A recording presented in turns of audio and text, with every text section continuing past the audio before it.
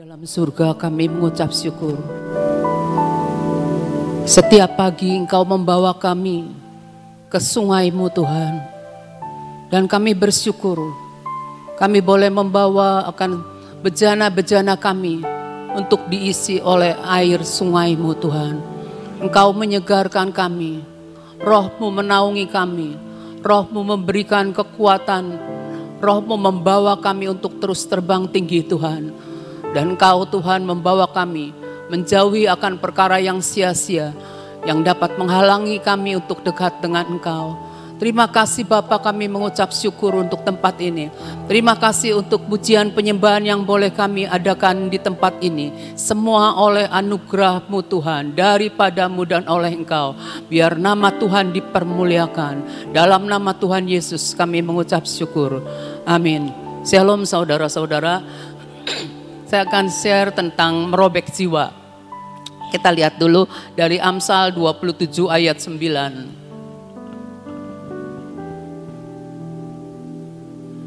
Minyak dan wangi-wangian menyukakan hati, tetapi penderitaan merobek jiwa. Semua yang namanya penderitaan merobek jiwa, kita tahu bahwa manusia terdiri dari roh, jiwa, tubuh. Dan peperangan itu ada di jiwa, ya.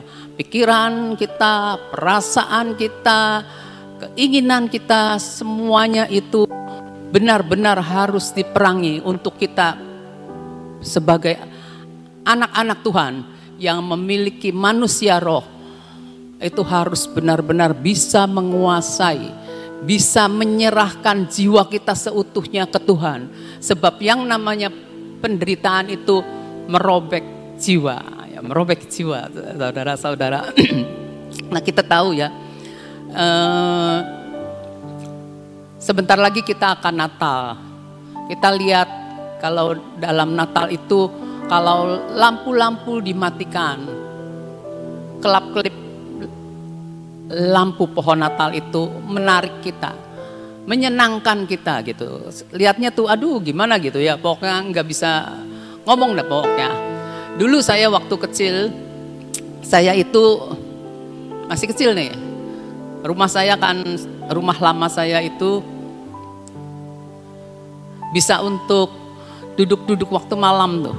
Istilahnya kalau orang Cirebon, midang. Midang, saya tuh suka midang sama papi saya. Suka ngobrol. Papi saya itu ceritanya tentang hal-hal di luar angkasa. Dan saya cuma membayangkan, waktu kecil, membayangkan, aduh saya mau jadi astronot Indonesia wanita yang pertama. Terlalu, menghayalnya terlalu tinggi. Kenapa? Karena saya itu suka lihat, senang sama bintang, saudara. Senang sekali sama bintang tuh.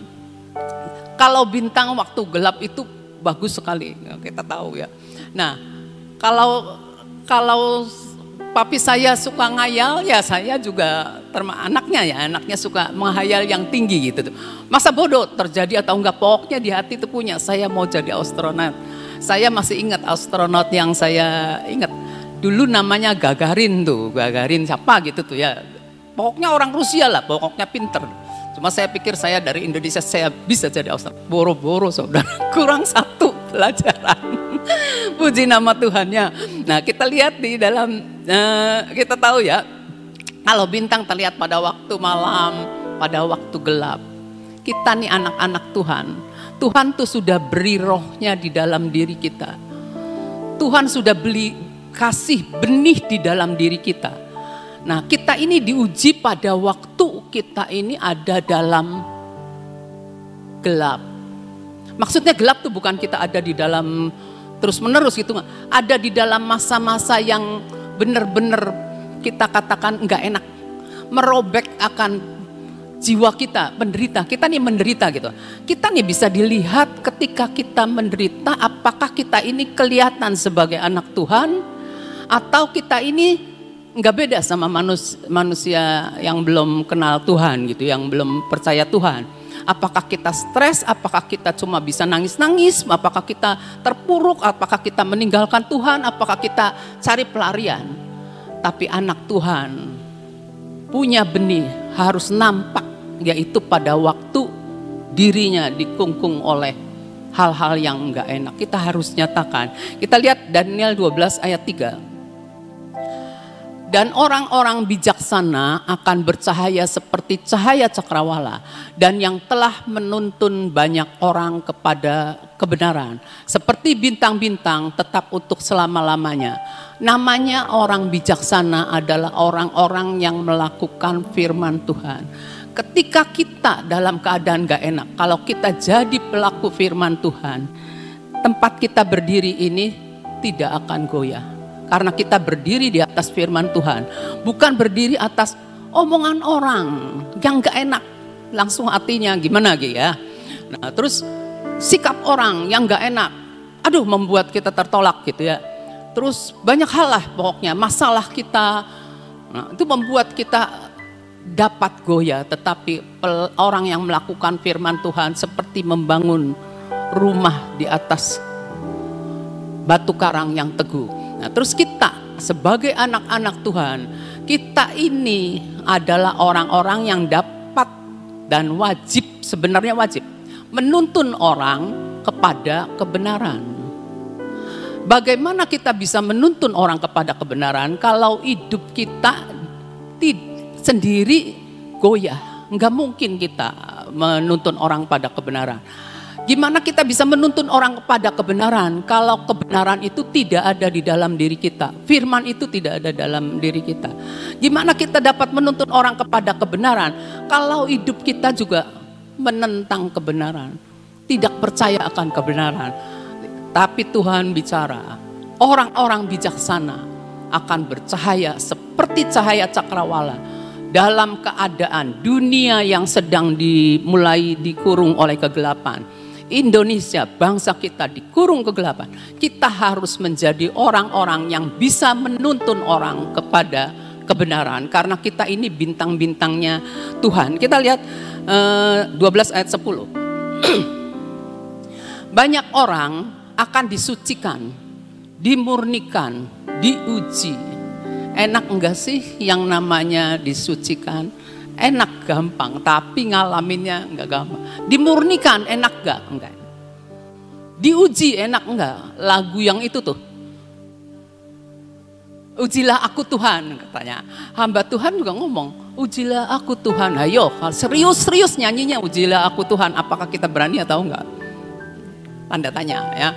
Nah, di sini dikatakannya, tidak seorang pun dari orang fasik, orang-orang yang tidak mengenal kebenaran akan memahami. Ketika suasana enggak enak, apakah orang-orang yang tidak mengenal kebenaran akan paham bahwa itu Tuhan sedang menguji? Belum tentu. Anak Tuhan aja kadang-kadang belum tentu. Malah, aduh Tuhan kenapa saya begini, orang enggak. Kenapa Tuhan saya kok ngalamin gini padahal saya sudah ini.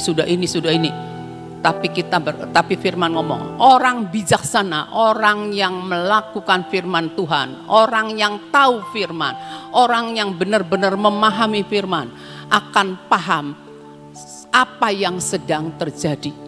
Kehidupan itu tidak menjanjikan enak, saudara, enggak enak. Ya, tapi kita punya Tuhan yang memberikan kekuatan. Kita punya satu moto yang saya akhir-akhir ini suka, all is well. Seperti Roma 8:28, semua enggak enak, kita harus berkata all is well. Karena perkataan kita ini akan membangkitkan diri kita sendiri sebenarnya. Tapi kita harus terus-menerus memahami semua yang Tuhan izinkan baik untuk kita gitu ya. Nah, kalau kita lihatnya, Ratapan 3 ayat 1-3. Ratapan 3 ayat 1. Nah, akulah orang yang melihat sengsara disebabkan cambuk murkanya. Kalau kita istilahnya sedang dicambuk Tuhan, sakit kan? Kita sendiri yang ngalami, kita sendiri yang ngerasa sengsara. Aduh Tuhan, kenapa saya ngalamin ini? Cambuk murka Tuhan. Firman ngomong, iya Tuhan menghalau dan membawa aku ke dalam kegelapan yang tidak ada terangnya. Kita kalau dihalau sama manusia misalnya ya, kita kalau dihalau manusia, satu kelompok ya. Terus bilang kamu sana, kamu kesana. Kita dihalau, ngerasa sek, jiwa kita ngerasa sakit gitu ya. Tetapi kalau Tuhan menghalau dan membawaku ke dalam kegelapan yang tidak ada terangnya. Tidak ada terangnya. Jadi Tuhan membawa kita dalam kegelapan. Tuhan membiarkan kita untuk kita ada dalam hal-hal yang gak enak. Ingat satu hal, Immanuel. Tuhan waktu memberikan, Allah waktu memberikan kepada kita Tuhan Yesus jadi manusia. Dia berkata, Immanuel, Tuhan serta kita. Kita harus senantiasa ingat, apapun yang gak enak, kita harus bilang Tuhan serta kita. Tuhan serta kita, itu kekuatan kita. Kalau kita, apapun yang kita alamin, seberapapun kekuatan kita ini udah gak ada gitu ya. Tapi kita harus selalu ingat bahwa Tuhan serta kita, Tuhan serta kita. Walaupun sembari lemes ngomongnya, Tuhan sertaku, Immanuel. Kedabruk pun kita harus berkata, Immanuel, Tuhan serta kita. Terus dikatakan tidak dalam kegelapan yang tidak ada terangnya. Jadi nih Tuhan membiarkan kita ada di situ, membiarkan loh ya. Sesungguhnya aku dipukulnya berulang-ulang dengan tangannya sepanjang hari. Dipukul oleh Tuhan berulang-ulang dengan tangannya sepanjang hari. Kalau kita lihat begini saudara, Tuhan memukul kita tapi tidak akan membiarkan kita mati tergeletak. Ingat itu ya. Tangannya sepanjang hari terus menerus. Semisalnya orang sakit gitu ya. Orang sakit. Harus ini, harus itu, harus itu. Dilakukan. Enggak juga sembuh. Terus harus ini, jangan dilakukan. Tidak juga sembuh. Harus ini, harus ini. Tidak juga sembuh. Tertunda, tidak lagi. Tapi dikerjakan terus menerus. Tuhan izinkan. Kita tahu sesungguhnya aku dipukulnya berulang-ulang dengan tangannya sepanjang hari. Jadi kita ini ada di dalam kegelapan, lagi dihalau Tuhan masuk ke dalam masa gelap ya. Tuhan sengaja adakan dengan maksud apa? Merobek jiwa kita. Supaya Tuhan ini lihat apakah kita yang sudah diberi benih oleh Tuhan ini di dalam kita, benih itu bisa enggak mengalir keluar karena kita tetap percaya kepada Tuhan. Dari dalam hati orang percaya akan mengalir aliran-aliran air hidup. Jadi pada waktu di mana kita tetap percaya, Tuhan semua yang Engkau izinkan terjadi itu baik buat saya. Tuhan, saya mau berserah pada kehendak Tuhan. Kehendak kita sendiri pengennya berontak. Kehendak kita sendiri pengennya mungkin kayak Ayub ngutuki Tuhan gitu ya. Kepengennya nih, aduh gimana gitu tuh. Kayaknya pengen ngomong Tuhan itu tidak adil. Kepengennya ngomong Tuhan itu gimana ya gitu ya. Tapi kita nih selalu diingatkan. Waktu masa-masa saya lahir baru, ada satu perkataan begini.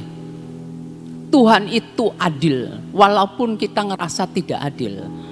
Walaupun mata kita lihat Tuhan tidak adil, walaupun pikiran kita sebagai manusia Tuhan gak adil, walaupun semuanya itu rasanya gak adil, tapi Tuhan adalah Allah yang adil. Dia adil, cuma mata kita nih ketutup sama kepengenan kita, kemauan kita, perasaan kita. Jadi ngerasanya Tuhan itu gak adil. Tapi kita mau dikatakan, kita mau memberikan korban pujian. Korban itu gak enak. Korban pujian. Jadi kita dalam segala hal yang tidak enak kita mau berkata, Tuhan Engkau adil, tetap Engkau adil, tetap Engkau adil, tetap Engkau adil. Mulut kita penuh dengan pujian. Jadi jangan sampai kita melakukan hal-hal yang Tuhan tidak mau. Sebab kalau jiwa kita ini enggak dirobek, itu kuasa Tuhan juga tidak bisa mengalir. Kalau jiwa kita ini belum dirobek, maka aliran-aliran air hidup terkendala. terkendala oleh kemauan kita, oleh pikiran kita, oleh perasaan kita, apalagi kalau yang cepat sekali mellow.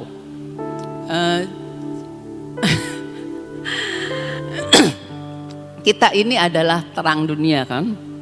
Tuhan Yesus terang dunia. Tuhan bilang kamu adalah terang.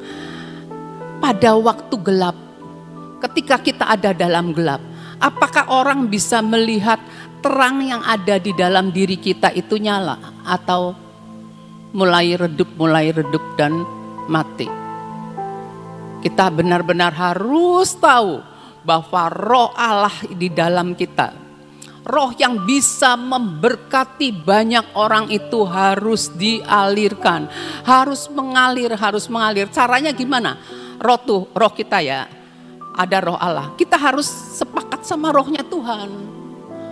Kita nih harus sepakat sama rohnya Tuhan supaya bisa ngalir bareng sama Tuhan.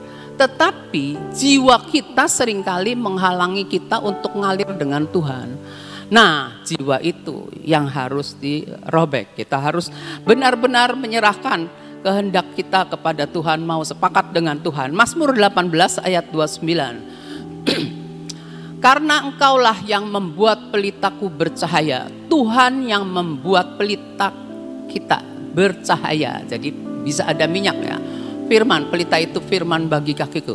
Tuhan Allahku menyinari kegelapanku.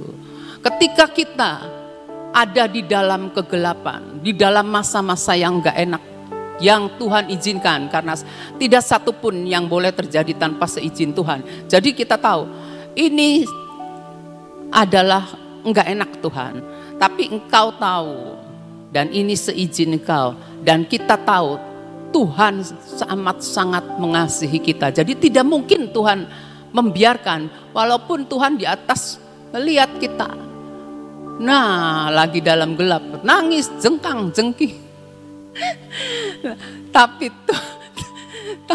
Tapi Tuhan bilang, Bapak, itu baik buat engkau. Itu baik buat engkau. Kita juga harus sepakat sama Tuhan. All is well Tuhan. Nih saya tidak mau melakukan pemberontakan. Saya tidak mau mengucapkan perkataan negatif. Saya mau membiarkan apapun yang terjadi dalam hidup saya. Saya mau berkata, Engkau adalah Tuhan dan Allah saya. Penghiburan, perlindungan kita, kekuatan kita. Kita akan terus membuat Tuhan ditinggikan. Jangan mengucapkan yang enggak enak. Maka dikatakan, engkaulah yang membuat pelitaku bercahaya. Pelita itu adalah firman Tuhan. Jadi Tuhan membuat pelita kita bercahaya. Tapi kita harus tahu, apakah ada pelita dalam hidup kita ini, ada minyaknya atau enggak? Kita masih punya iman atau enggak? Jadi kan Tuhan bilang dalam akhir zaman nanti, Tuhan cuma lihat apakah ada iman di bumi. Kalau pertanyaannya apakah ada iman di bumi, masa-masa akhir zaman itu bukan masa yang mudah, ya bukan masa yang mudah. Tuhan cuma pengen lihat apakah kita masih tetap punya iman. Jangan kehilangan iman itu. Jangan kehilangan iman. Jangan kehilangan kita tidak berkomunikasi dengan Roh Kudus. Dengan Roh Kudus, Roh Kudus, Roh Kudus itu selalu menyertai kita ya. Jangan biarkan kita enggak punya minyak, jangan biarkan kita itu enggak punya firman. Karena ketika kita ada dalam gelap, firman itu yang menuntun kita. Pelita bagi kakiku kan dikatakan seperti itu ya. Firman Tuhan Allahku menyinari kegelapanku. Firman yang menyinari gelap. Nah, dalam masa-masa proses yang Tuhan berikan untuk kita jalani, kita harus menyadari bahwa setiap firman yang ditaburkan oleh hamba-hamba Tuhan, apakah firman itu ditaburkan oleh karena perkataan kita, deklarasi kita ketika kita membaca dan merenungkan firman Tuhan itu, jatuhnya itu di tanah yang subur. Nah sekarang kalau tanah yang subur itu, kita harus punya tanah yang subur dengan apa? Selalu merindukan akan roh Tuhan bekerja dalam hidup kita. Kita mau Tuhan hujan rohmu itu selalu ada dalam hidup kita. Supaya tanah kita ini subur. Karena kalau firman itu harus jadi daging, harus tertanam di tanah yang subur. Nah, gimana keadaan tanah kita? Apakah masih ada batu-batu? Kita masih punya sakit hati sama orang? Apakah masih ada kerikil-kerikil? Kita mempunyai hati yang keras sehingga hati yang keras tuh kudu dibanting ya. Sangat sulit saudara, hati yang keras tuh. Kita cuma harus menyadari Tuhan sanggup mengubahkan setiap hati. Maka kita berdoa, Tuhan berikan bangsa kami hati yang taat, roh yang baru untuk bangsa ini. Kita minta Tuhan utus rohmu Tuhan, membaharui muka bumi yang mengeras. Kita minta roh Tuhan ya. Apakah kita ini masih punya keangkuhannya? Apabila yang di dalam ini, di jiwa kita ini ya, di jiwa kita belum dimatikan sifat manusia lamanya, bagaimana roh Tuhan bisa kerja?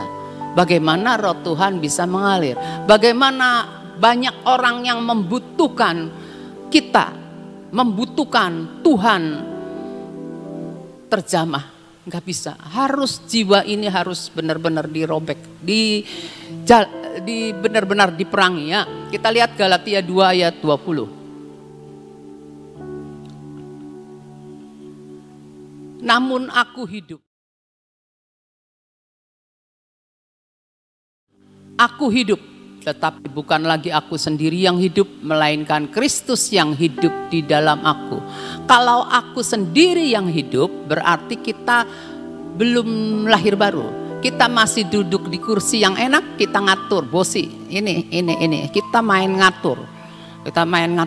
Tuhannya di mana tidak tahu, pokoknya kita duduk di kursi. Nah, tapi kalau kita mau Yesus yang bertahta di dalam hidup kita, Yesus yang duduk, Yesus yang memerintah, Yesus yang ngatur. Jadi bukan lagi kita yang hidup, melainkan Kristus yang hidup di dalam aku. Dan hidup kita yang dihidupi sekarang ini dalam daging adalah hidup untuk siapa? Hidup oleh iman dalam anak Allah yang telah mengasihi aku dan menyerahkan dirinya untuk aku. Jangan kita hidup dalam daging, tapi hidup kita ini bukan sebagai orang yang beriman. Seandainya kita juga jadi orang yang beriman, saya juga mau atur-atur A, B, C, tapi diri sendiri tumpang kaki. Enggak begitu. Yesus ngajarkan kita punya servanthood ya. Harus punya sifat yang mengabdi, harus punya hati hamba supaya benar-benar orang bisa lihat itulah kita anak-anak Allah, murid Tuhan ya. Ingat ya, Tuhan itu menghendaki respon yang benar dari diri kita. Respon Tuhan cuma pengen lihat respon kita ya. Karena kita harus tahu dari dalam manusia batiniah ini kita tahu manusia batiniah kita ya, manusia roh kita. Di dalam itu ada roh kita. Siapa yang harus bertambah? Yesus harus bertambah, kita yang berkurang. Selalu harus ingat ya, saya harus mati, Yesus yang hidup. Saya harus berkurang, Yesus makin bertambah-tambah ya. Ada lagunya, dan lagu semua ada lagunya. Nah, Yesus yang di depan. Jadi Yesus yang di depan, kita yang belakang. Jangan kita yang pengen kelihatan ya. Ingat ya, kita harus di belakang. Jangan kita yang mau menyatakan diri bahwa kita ini anak Tuhan. Kalian harus tahu kita ini anak Tuhan dengan bangganya. Enggak. Kita boleh, Tuhan, orang boleh lihat hidup kita sebagai suratan yang ditulis oleh Tuhan sendiri. Oh, dia anak Tuhan, benar. Dari mana? Dari sikap hidupnya, dari perkataannya, dari cara berpikirnya, cara pandangnya, gitu ya. Nah, jujur aja ya, kalau kita ini cenderung ke daging, karena roh itu memang penurut, tapi daging lemah. Sewaktu-waktu ketika kita menghadapi hal-hal yang gak enak, pengennya itu kita bereaksi. Reaksi kita nih pengennya nyaut, ngotot, pengennya jelasin, seperti itu reaksi kita. Nah, tapi Tuhan tidak mau, sebab Tuhan mau bahwa kita ini, jiwa kita ini seringkali menyeret kita untuk menyatakan diri. Ini maunya kita gini. Kamu ngomong saya kayak gitu nih, saya tuh sebenarnya tidak gitu. Seolah-olah seperti itu, kita nggak mau ya. Belajar kita, penderitaan merobek jiwa. Jadi kita harus belajar untuk menyerahkan, Tuhan ini jiwaku Tuhan. Engkau sendiri Tuhan yang akan merobek akan jiwa kita. Walaupun kita harus melewati yang namanya penderitaan. Penderitaan merobek jiwa ya. Nah, seperti Amsal tadi Amsal yang pertama ya, penderitaan merobek jiwa. Jadi mau tidak mau ketika kita mau untuk menyerahkan jiwa kita ke Tuhan, untuk dirobek, kita tahu penderitaan itu, hal yang gak enak itu membuat kita sadar kita butuh Tuhan. Kita butuh Tuhan, kita sangat-sangat membutuhkan Tuhan. Tuhan Yesus memberi teladan dalam penderitaannya. Dia dicambuk, dia diludahi, dia dihina, dia dipecut, dia ditendang, ya segala sesuatu ya. Tapi dalam penderitaannya Yesus tidak seperti domba yang keluh, tidak membalas, tidak membantah. Nah, terus Yesus ketika hampir terakhir, Yesus masuk ke taman Getsemani, dia berdoa, Tuhan, Bapa biarlah kehendak-Mu yang jadi. Di puncak-puncak yang gak enak, kita harus belajar berani menyerahkan kehendak kita. Tuhan, ini gak enak, saya udah gak kuat Tuhan, tapi saya mau berkata, kehendak-Mu yang jadi Tuhan. Karena kita nih gak ngerti apa-apa, kehendak Tuhan yang jadi, kehendak Tuhan yang jadi. Kita minta kehendaknya Tuhan yang jadi. Ketika kita bisa berkata, kehendak Tuhan yang jadi, itu kehidupan ilahi yang ada di dalam kita. Karena jiwa kita dirobek, akan mengalir keluar, memberkati banyak orang, memberkati sekeliling kita, membasahi akan banyak orang yang sedang ada di dalam padang gurun, yang ada di dalam kekeringan gitu tuh. Kita dapat memberkati mereka. Seperti misalnya gini, begini saudara, ada orang itu menduduki posisi lumayan ya di kantor ya. Nah, kalau dilihat dari caranya apanya gitu ya, ya dia memang leader sih. Nah, kita lihat serem, galak, galak gitu ya. Kita lihat galak gitu ya. Tetapi ketika dia ada dalam gelap dan teman-temannya datang, orang-orangnya, dia bisa berkata begini saudara, saya menangis ngelihat kalian punya kasih, mau datang kepada saya ingat akan perlakuan saya terhadap mereka. Dia nangis, dia ngakui, saya banyak salah. Nyadar saudara. Jadi orang tuh, kalau kita baik terhadap orang, kita sikapnya berubah terhadap orang, orang akan nyadar bahwa iya ya, kasih itu benar-benar membuat orang bisa berbalik ke Tuhan. Tuhan ternyata masih mengasihi, bukan masih, Tuhan selalu mengasihi akan kita. Begitu aja saudara, amin. Saya enggak berpanjang. Tuhan berkati. Coba ditayangkan ayat tadi yang mengatakan kalau firman, bukan? Yang pertama, bukan. Iya. Minyak dan wangi-wangian itu menyukakan hati, ya. Tetapi penderitaan merobek jiwa. Ya. Saat saya ikut baca akan Amsal 27 ayat 9, mulai saya tuh merasakan begini, iya ya. Tidak ada suatu penderitaan yang tidak merobek jiwa, ya. Semua penderitaan, semua masalah dalam hidup kita, baik sakit penyakit maupun pergumulan yang gak habis-habis, itu ngerusak dalam jiwa kita, merobek. Jadi suatu jiwa yang utuh itu dirobek. Tetapi minyak dan wangi-wangian itu menyukakan hati.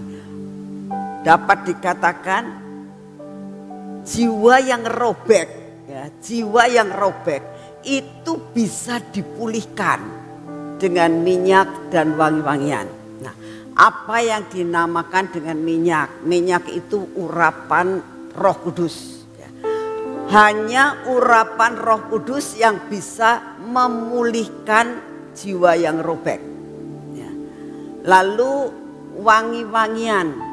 Wangi-wangian itu apa? Perkataan hikmat. Ya. Wangi-wangian itu perkataan hikmat. Artinya dikatakan begini, kalau orang itu sedang dalam keadaan susah, yang tadi dikatakan sama Ibu Abigail, ada seorang bos yang lagi susah, tapi dia suka marah-marah, suka nyakitin hati. Lalu orang-orang itu datang kepada dia dan memberikan kekuatan. Nah, itu wangi-wangian. Jadi wangi-wangian itu adalah menyukakan hati, perkataan hikmat, perkataan penghiburan. Jadi kita harus tahu bahwa dimanapun juga kita berada, ya, dikatakan tadi bahwa pelitamu tuh harus nyala di tengah-tengah kegelapan. Supaya apa? Bisa memulihkan jiwa-jiwa yang robek. Nah, sekarang saudara mengatakan gini, kalau nggak ada orang di sekitar kita, sedangkan kita jiwa kita ini robek, bagaimana jiwa yang robek itu bisa dipulihkan? Sangat bisa. Sebab Tuhan katakan, aku tuh meninggalkan Roh Kudus, Roh penghibur, ya, Roh yang memberi kekuatan. Asalkan kita mengatakan, Tuhan, ini loh keadaanku seperti ini. Saya yakin dan percaya Tuhan itu akan memberikan kepada kita dengan pertolongan Roh Kudus, yaitu urapan turun atas hidup kita, perkataan wangi-wangian yaitu perkataan firman Tuhan itu akan berbicara kepada kita sehingga jiwa kita itu bisa pulih. Gak usah merasakan takut ada orang yang harus, siapa tahu nanti ada pendeta, ada hamba Tuhan, ada siapa yang bisa memulihkan. Saudara, saat ini Tuhan bisa pakai apa saja yang membuat jiwa yang robek itu bisa pulih kembali. Ya. Contoh, kadang-kadang kita lagi dalam keadaan terlalu tertekan. Ya. Pas, ini zaman sekarang itu luar biasa banget. Sering gak kalian tuh mendapatkan WA, ya, dari orang yang selalu ngasih firman, bener gak? Nah, itu bisa salah satu hal yang dapat memulihkan jiwa. Nah, lalu saudara bisa juga banyak sekali saat ini pas saudara lihat misalnya di Instagram, ya. Lalu tiba-tiba ada pesan-pesan singkat. Ya. Nah, pesan singkat dari firman Tuhan itu bisa memulihkan jiwamu yang robek. Zaman sekarang Tuhan punya 1001 jalan buat memulihkan saudara dan saya. Tidak harus ada orang yang besuk, ya. Jangan, aduh aku ini lagi susah kok udah kayak begini, mengasihani diri sendiri. Ya tiba-tiba ada yang besuk, wis jangan mengharapkan orang besuk zaman sekarang. Ya. Tuhan bisa membesuk saudara dengan cara, dengan banyak sekali yang dinamakan sosmed, sosial media. Percayalah, Tuhan bisa pakai sosmed itu untuk membuat membangun dan membuat jiwamu yang robek itu bisa pulih kembali. Tetapi sosmed juga bisa membuat saudara itu menjadi boros. Contohnya Kean, dia setiap kali lihat masakan kue-kue gitu selalu ngomong, Oma pengen bikin ini, pengen bikin ini. Itu pakai duit saudara ya. Jadi mbaknya suruh ke Super Indo, suruh beli ini bahannya saudara.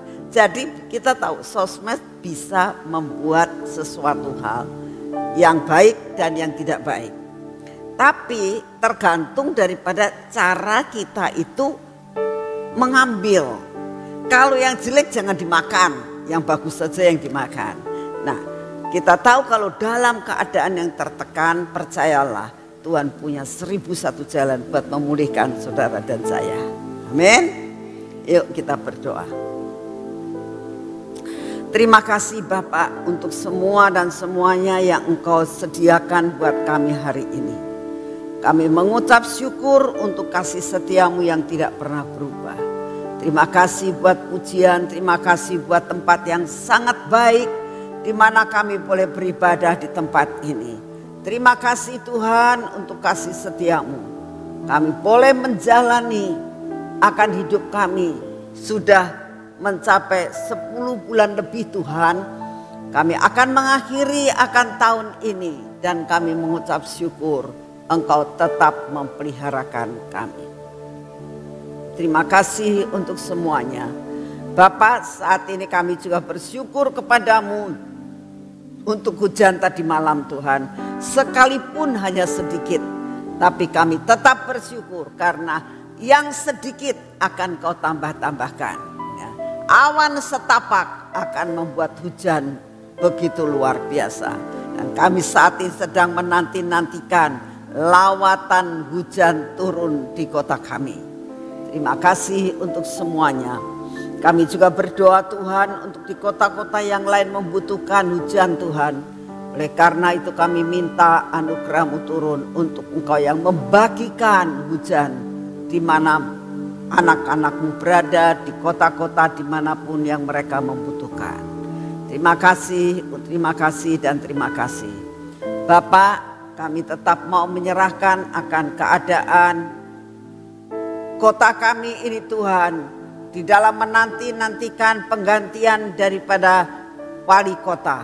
Kami berdoa Tuhan, Engkaulah yang akan memilihkan wali kota yang terbaik. Sehingga wali kota nanti ini Tuhan dapat Engkau pakai untuk kemajuan kota kami. Sehingga kota kami menjadi kota yang bersih. Kota kami menjadi kota kuliner yang benar-benar Tuhan. Kota kami menjadi kota yang tertib di jalan-jalan. Tidak ada sesuatu hal yang semrawut Tuhan. Kami percaya Kau akan memilihkan wali kota yang benar-benar mengerti akan apa yang harus dilakukan. Terima kasih Tuhan Yesus. Kami juga percaya Kau akan memilihkan Bapak Presiden dan Wakil Presiden yang terbaik Tuhan. Kau tahu akan keadaan saat ini. Kami tidak tahu yang benar mana, yang salah mana. Tapi satu perkara kami tahu Tuhan, Engkau tetap akan pegang kendali atas pemerintahan bangsa ini. Engkaulah yang akan menentukan pada final yang akan menjadi presiden dan wakil presiden kami. Kami mau mempersembahkan semua kepadamu. Karena bagimu tidak ada sesuatu hal yang sukar Tuhan. Untuk melakukan perkara-perkara buat bangsa kami. Terima kasih untuk semuanya. Bapak, saat ini kami datang di hadapan-Mu. Kami berdoa bagi setiap anak-anak-Mu dimanapun mereka berada. Apabila saat ini mengalami jiwa yang robek Tuhan. Jiwa yang robek oleh karena tekanan batin. Jiwa yang robek oleh karena sakit yang tidak sembuh-sembuh. Jiwa yang robek oleh karena terlalu dipojokkan, terlalu dihina, terlalu selalu disalahkan, terlalu selalu dihakimi, dan mengalami banyak sekali beban yang sangat berat. Jiwanya robek Tuhan. Kami percaya hari ini Engkau datang Tuhan, Engkau pulihkan dengan firman, dengan perkataan-perkataan yang menyejukkan, dengan urapan-Mu Tuhan. Kami percaya Engkau pulihkan kembali. Terima kasih untuk semuanya Bapa. Saat ini kami datang di hadapan-Mu Tuhan, kami tetap minta urapan yang baru, daya tahan tubuh yang baru, untuk kami dapat menjalani kehidupan kami. Terima kasih untuk semuanya. Dalam nama Tuhan Yesus, kita akan masuk pengurapan.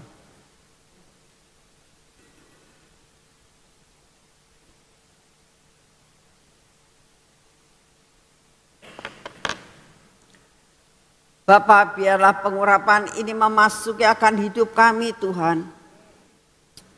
Seluruh kehidupan kami dikuasai oleh minyak urapan. Nah, minyak urapan inilah yang mengatakan kami bisa bangkit dan menyembuhkan akan luka serta robekan jiwa kami. Kau berkati mata kami Tuhan, telinga kami, bibir, mulut kami dan hati kami. Engkau sendiri akan melepaskan kami dari segala yang tidak baik dalam hidup kami Tuhan. Engkau berkati tangan kami hari ini yang kami pakai untuk bekerja. Engkau urapi kaki kami Tuhan. Karena kaki kami mau pakai dalam perjalanan kami hari ini Tuhan. Biar apa yang kami kerjakan hari ini, apa yang kami jalankan dengan kaki kami, semua ada dalam pengaturan-Mu. Terima kasih untuk kasih setia-Mu. Hari ini berkat yang Kau sediakan buat kami terima dengan utuh. Dalam nama Tuhan Yesus. Amin. Selamat pagi, Tuhan memberkati saudara semuanya.